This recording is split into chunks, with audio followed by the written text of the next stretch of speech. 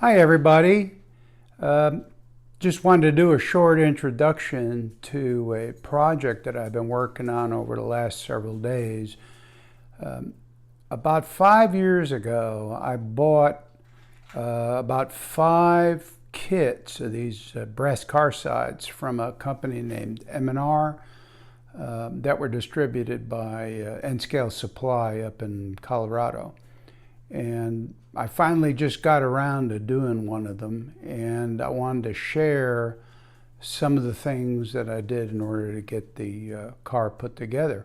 So I went ahead and took the A22 kit, and this is the project that I'm going to show you in this short video. And I'm not going to show you every detail of what I did, but the general project, how it was accomplished. This particular A22 is named Segatoa, which you'll see the name in the video, and the Santa Fe had a style, I guess, of naming a lot of their, especially their early Pullman or sleeper cars, after various either Indian chief names or tribes. So that's where the name comes from. But anyway, without further ado, without me dragging this on, I'll let you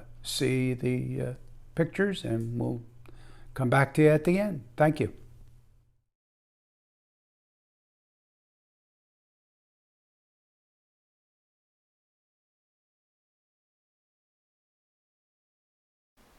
I picked the Rowa car as a donor because it didn't have the fluting all the way up to the top of the car.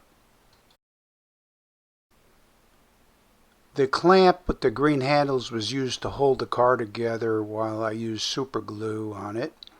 All the files and the Pinvise and the X-Acto were used to cut the openings, and the tweezers and the white item above the Pinvise were used to put decals on the vehicle.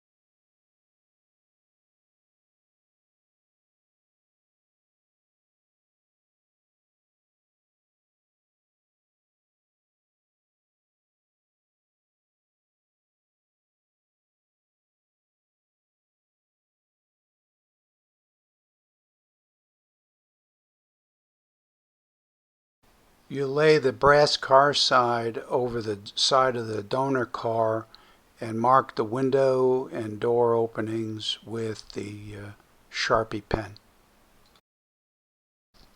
This is what it looks like after marking all the cuts that need to be made on the donor car.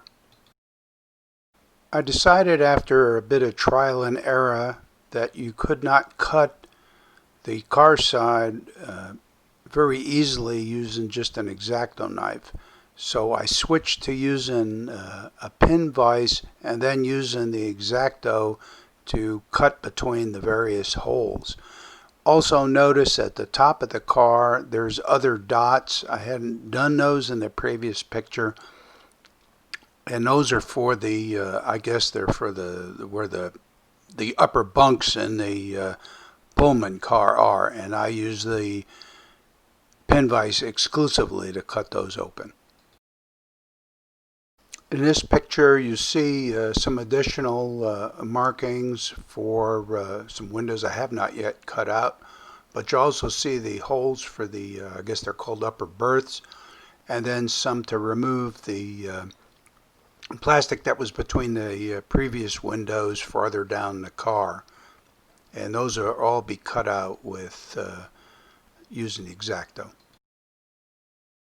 Here side one has had all its cuts completed, and everything's been sanded and filed to its final form. Here is side two. Most of the cuts have already been made other than the upper berth, which are actually in a little different position than on the other side.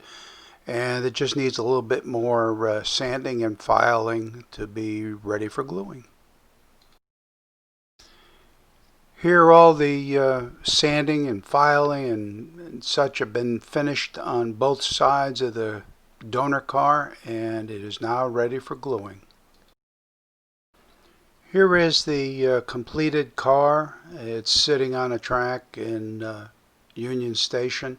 You may notice I don't have the handrails on the doors, but they didn't come with the kit, and I'd have to find them and then figure out how to drill them. I can't even tell them that they're there or not there unless you look really close.